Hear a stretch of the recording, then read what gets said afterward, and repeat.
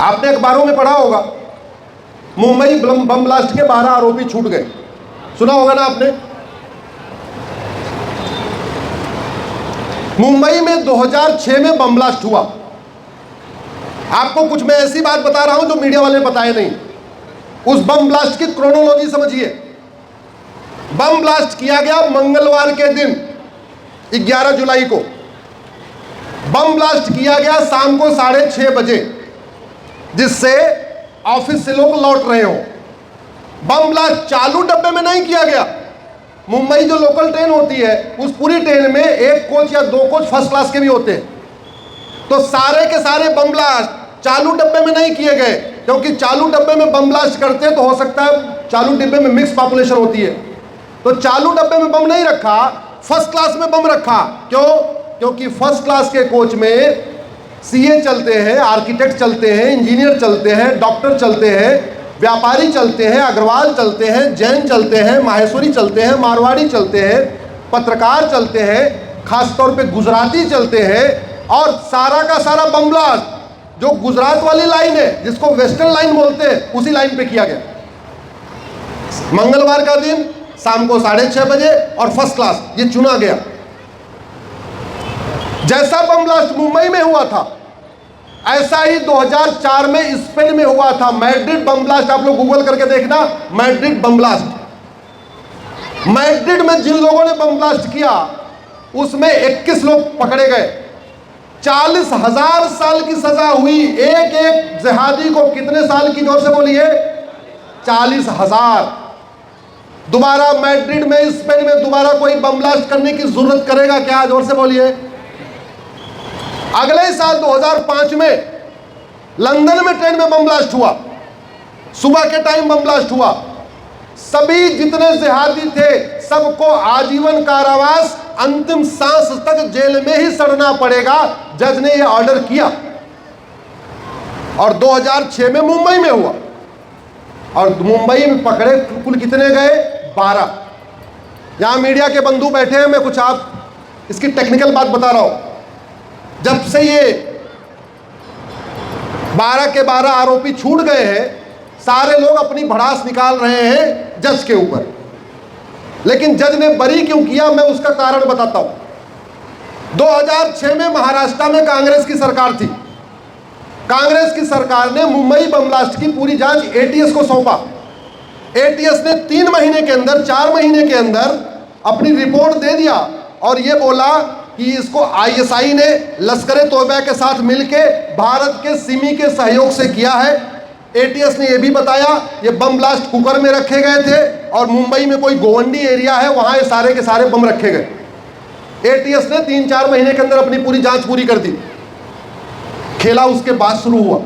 जब एक बार जांच पूरी हो गई तो दोबारा जांच की जरूरत थी क्या? जोर से बोलिए।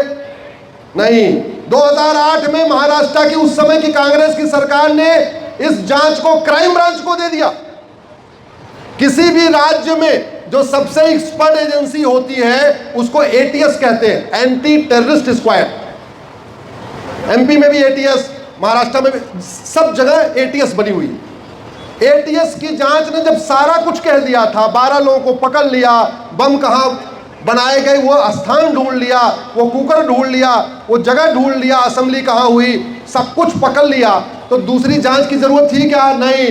लेकिन 2008 में महाराष्ट्र की सरकार ने उस जांच को क्राइम ब्रांच को दे दिया। ये पहला ऐसा केस है जहां एटीएस जांच करने के बाद क्राइम ब्रांच को दिया जा रहा है।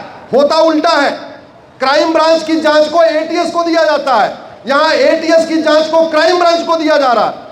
और क्राइम ब्रांच जांच करके कह रही है ये जो मुंबई में बम धमाके हुए इसको इंडियन मुजाहिदीन ने किया है। सिमी का नाम गायब हो गया और कहा ये घोमंडी में नहीं, ये तो बम सिवरी में मिला था। सिवरी एक जगह है वहां। उसी का फायदा उठाया आतंकवादियों ने, या ये कह सकते हैं आतंकवादियों को फायदा पहुंचाने के लिए ही ये 2 जांच कराई गई और 2 की दोनों जांच रिपोर्ट कोर्ट में पेश कर दी गई। अरे कोर्ट में जाना भी था तो कम से कम एक रिपोर्ट पेश करते, या तो एटीएस की पेश करते या तो क्राइम ब्रांच की पेश करते। 2 की दोनों रिपोर्टें कोर्ट में पेश कर दी गई। यहीं से आतंकवादियों को मौका मिल गया। बोले साहब देखो महाराष्ट्र सरकार की एक एजेंसी कह रही है सिमी ने किया है, दूसरी एजेंसी कह रही है इंडियन मुजाहिदीन ने किया है, एक एजेंसी कह रही है गोवंडी में बम मिला, दूसरी कह रही है सिवरी में बम मिला, और नतीजा क्या रहा? सबूत के अभाव में बरी हो गए। हालांकि महाराष्ट्र की सरकार ने जानबूझ के ये किया तो किया, लेकिन इस संविधान में हाई कोर्ट के माननीय जजों को और सुप्रीम कोर्ट के जजों को बहुत पावर दी हुई है। इतनी पावर दी हुई है कि वो पार्लियामेंट का कानून तक स्टे कर सकते हैं, पार्लियामेंट के कानून को भी खत्म कर सकते हैं, इलीगल डिक्लेयर कर सकते हैं। अगर हाई कोर्ट के माननीय जज साहब को ऐसा लग रहा था कि कुछ गड़बड़ है, पहली बात तो विश्वास करना चाहिए था। ट्रायल कोर्ट ने 2 जांच होने के बावजूद 12 के 12 को फांसी दिया। अगर हाई कोर्ट के माननीय जज को लग रहा है कुछ गड़बड़ है, तो उन 12 आतंकवादियों का narco polygraph brain mapping test करा लेते।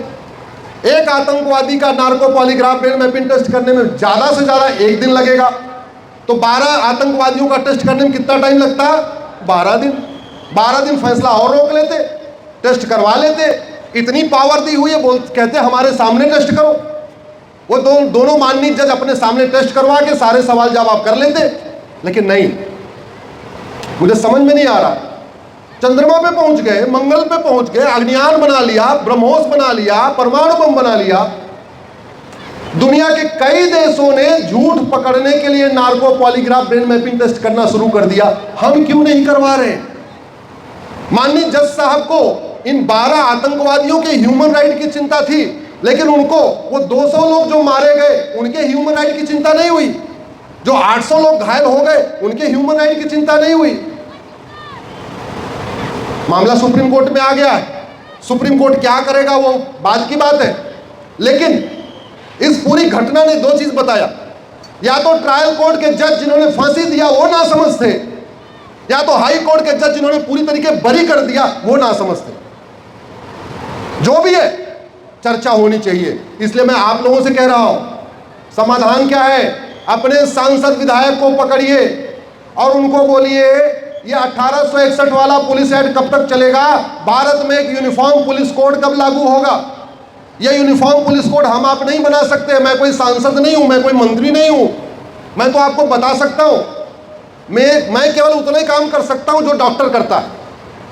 आपको अगर घर में तबीयत खराब होती है तो आप डॉक्टर के पास जाते हैं, डॉक्टर क्या पूछता है? आपकी बीमारी पूछता है और पर्ची पे दवाई लिख देता है। डॉक्टर दवाई नहीं देता। दवाई लेने कहाँ जाना पड़ेगा? मेडिकल स्टोर पे। अब मेडिकल स्टोर में दवाई गड़बड़ मिल रही है, नकली है, बीमारी ठीक होगी क्या? नहीं। समाधान पुलिस रिफॉर्म, जुडिशियल रिफॉर्म। जिस दिन भारत में झूठ को गंभीर अपराध घोषित कर दिया जाएगा, झूठ पकड़ने के लिए नार्को पॉलीग्राफ ब्रेन मैपिंग कानून बन जाएगा, उस दिन से यहाँ पे अपराध कम होना शुरू हो जाएंगे, अपराधियों में खौफ पैदा हो जाएगा। अभी हो क्या रहा है? 10-10, 20-20 हजार रुपए में लोग फर्जी गवाह खड़ा कर लेते, 10-10, 20-20 हजार रुपए में सारे फर्जी डॉक्यूमेंट बनवा लेते हैं, वकील को मोटा पैसा दे देते हैं। कानून इतने गड़बड़ है कि वकील बदलते ही कानून की व्याख्या अलग हो जाती है, जज बदलते ही कानून की व्याख्या अलग हो जाती है। ऐसा कानून नहीं चाहिए। एक जज फांसी दे दे, दूसरा जज बरी कर दे, ऐसा कानून चाहिए क्या? कानून तो ऐसा होना चाहिए, डिस्ट्रिक्ट कोर्ट के जज, चाहे हाई कोर्ट के जज, चाहे सुप्रीम कोर्ट के जज, जब उसको पढ़े तो सबका दिमाग एक ही तरीके से चलना चाहिए, एक ही व्याख्या होनी चाहिए। इसलिए मैं आप लोगों से आग्रह कर रहा हूं, भारत में जस्टिस विद इन लागू करने की मांग करिए। आप में से कितने लोग हमारे साथ फेसबुक पे जुड़े हुए हैं? हाथ उठाइए जरा। कितने लोग हमारे साथ यूट्यूब पे जुड़े हुए हैं? यूट्यूब, सोशल मीडिया में जुड़े रहिए, हमारे साथ बने रहिए। आमने सामने तो कभी कभी मिलेंगे, लेकिन सोशल मीडिया के माध्यम से मिल ही सकते हैं। लेकिन मैंने कहा, मैं बीमारी की दवाई बना नहीं सकता, मेरे पास वो सामर्थ्य नहीं है। दवाई कौन बनाएगा? सांसद और विधायक। उनको पकड़िए, दवाई अच्छी होगी तो बीमारी ठीक होगी, और दवाई गड़बड़ होगी तो बीमारी चलती रहेगी। बीमारी की बात करने से बीमारी ठीक नहीं होती है, बीमारी दवाई बदलने से ठीक होती है। इसी के साथ मैं आप सब लोगों को बहुत बहुत धन्यवाद देता हूं, आपका आभार व्यक्त करता हूं। आप लोगों ने इतनी देर सुना, आप सबको बहुत बहुत धन्यवाद देता हूं। आपने इतना अच्छा आयोजन किया कार्यक्रम का, मैं आयोजकों को धन्यवाद देता हूं। एक बार मेरे साथ खड़े हो जाइए, एक मैं नारा लगाता हूं, आपको पीछे पीछे बोलना है, हमें चाहिए आज़ादी। पूरी ताकत के साथ बोलना है। आज तो भगवा भी है, त्याग का प्रतीक भगवा भी है। ओ भाई पीछे वाले आगे आ जाओ, आपकी फोटो नहीं आएगी ऐसे, सबका चेहरा दिखना चाहिए। आप जरा इधर आ जाओ, क्या नाम है, इधर कैमरा ले आओ, इधर ले आओ, यहाँ ले। बस बस कोई बात नहीं, आ जाओ, जल्दी लाओ, जल्दी लाओ, जल्दी। यहां से लो पूरी फोटो। आपको बोलना है हमें चाहिए आजादी, गुलामी के नाम से ऐसा बोलो कि एकदम कान फट जाए। जो गूंगे हैं उनका मुंह खुल जाए, जो बहरे हैं वो सुनने लगे, और जो अंधे हैं वो, आपको यही काम करना है। अंधे बहरे गूंगे सांसद विधायक को जगाना है। गुलामी के नाम से, गुलामी के निशान से, गुलामी की कुरीतियों से, गुलामी की कुप्रथाओं से, गुलामी की शिक्षा व्यवस्था से, गुलामी की पुलिस व्यवस्था से, गुलामी की न्यायिक व्यवस्था से, गुलामी की टैक्स व्यवस्था से, लफ्ज़ जिहाद जिहाद से, धर्मांतरण कराने वाले जिहादियों से, धर्मांतरण कराने वाले घुसपैठ मिशनरियों से, भारत में गद्दारों से, भारत के जासूसों से, माओवादियों नक्सलियों से, अलगाववादियों और कट्टरपंथियों से, पाखंडियों और जलालों से। भारत माता की, भारत माता की, भारत माता की जय, जय श्री राम, राधे श्याम, राधे श्याम।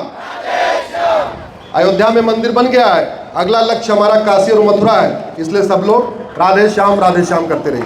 धन्यवाद।